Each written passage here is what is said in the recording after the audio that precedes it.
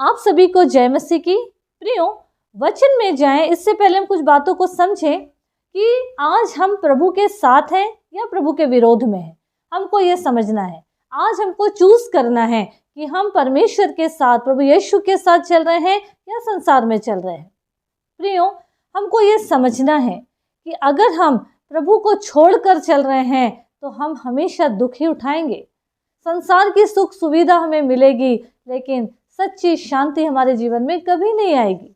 अगर हम एक वचन देखें, मत्ती रचित सुसमाचार उसका 12 अध्याय उसका 30 पद में क्या लिखा?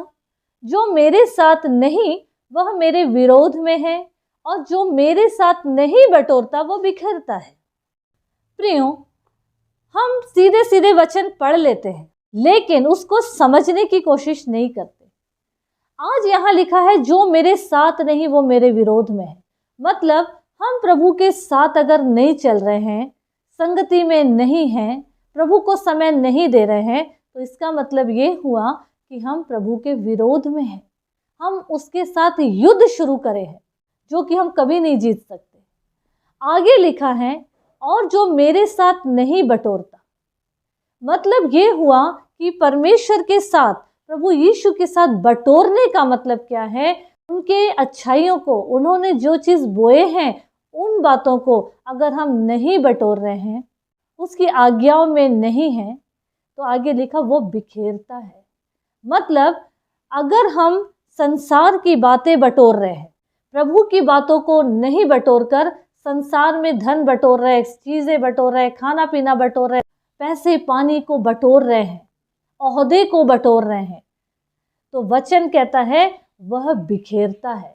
मतलब जो खुदा की ओर से नहीं है और हम उस चीज़ को बटोरने में लगे हैं, तो वो हम बिखेर देंगे। मतलब वो नष्ट हो जाएगा। कितना भी हम उस चीज़ को बटोर बटोर के जमा करके रखें, एक समय ऐसा आएगा कि वो बिखर जाएगा। बिखर जाएगा का मतलब हो सकता है कोई बड़ी बीमारी आ जाए, हो सकता है कर्ज का बोझ आ जाए, हो सकता है चोरी हो जाए, कुछ भी हो सकता है कि वो चीज़ हमारे हाथ से निकल जाए। क्यों? क्योंकि उसे प्रभु की आशीष ही नहीं है, क्योंकि हम प्रभु को किनारे बिठाकर हर वो दुनिया की चीज़ें मांग रहे हैं, दुनिया की चीज़ें बटोरने में लगे हुए हैं। वो एक शब्द, ये एक पद को अगर जिस दिन हम समझ जाएंगे प्रियो, तो संसार से वैसे ही हमारी आत्मा अलग हो जाएगी, दूर हो जाएगी। संसार से हम अलग होके जिएंगे, क्योंकि ये चीज़ परमेश्वर ने रचना पहले किए। क्यों पहले किए? संसार की सुख सुविधाओं को, ताकि मनुष्य को लास्ट में इसलिए उन्होंने बनाया, क्योंकि वो ये जानते थे कि मनुष्य को ये सब चीज़ों की ज़रूरत है। लेकिन उन्होंने ये नहीं कहा, ये आज्ञा नहीं दिए कि जब तुम संसार में उतरो, संसार में जाओ, तो मुझे छोड़ के ये चीज़ का इस्तेमाल करो। प्रभु ने ये सारी चीज़ें प्रियो हमारे ही लिए बनाए हैं, हम मानव जाति के लिए बनाए हैं। लेकिन इसका मतलब ये नहीं हुआ कि हम गलत बातों में पड़ जाएं। हम उतना ही बटोरें जितनी ज़रूरत है, लेकिन उसके बावजूद भी हम परमेश्वर को साथ लेकर चलें, प्रभु के साथ साथ आगे बढ़े। प्रियो, यही हमारा जीवन है और यही सही जिंदगी है। क्या फ़ायदा पूरी ज़िंदगी हमने बटोरा और जब अंत समय आया उसे सब नुकसान उठा के चले गए दुनिया से।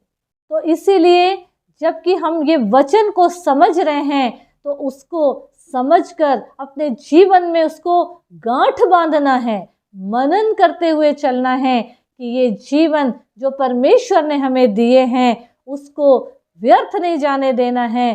जो प्रभु ने तो हमारे ही लिए बनाए हैं, हम प्रभु के साथ आगे बढ़े, प्रभु के विरोध में ना जाएं, प्रभु के साथ आगे बढ़े, ताकि हम बिखेरे नहीं पर बटोरें, ताकि वो चीज़ें जो प्रभु ने हमारे लिए रखे हैं प्रियो, उसको लेकर हम आगे बढ़े, ताकि संसार की वो सारी वस्तु, क्योंकि वचन क्या कहता है, पहले उसके राज्य और धर्म की खोज करो तो ये वस्तु तुमको मिल ही जाएगी, वैसे बिना मांगे। प्रभु के साथ आगे बढ़िए और प्रभु की महिमा का कारण बनिए। प्रभु यीशु मसीह इस वचन के द्वारा हम सबों को बहुतायत की आशीष दे। आमीन, आमीन।